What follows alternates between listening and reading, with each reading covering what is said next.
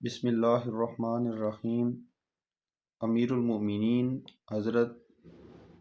عمر بن خطاب رضی اللہ تعالی عنہ سے مروی ہے،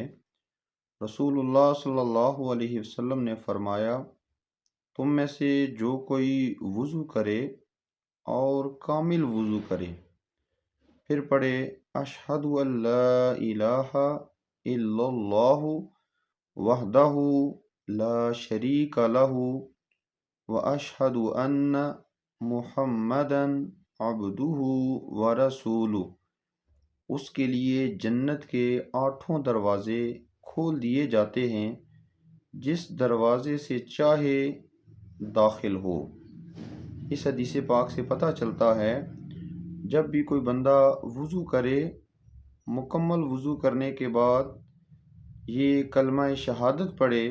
تو اس کے لیے جنت کے 8 دروازوں کو کھول دیا جاتا ہے،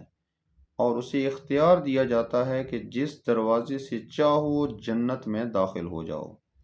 اس لیے ہمیں کوشش کرنی چاہیے جب بھی وضو کریں تو وضو کرنے کے بعد ان کلمات کو اپنی زبان سے دہرا لیں۔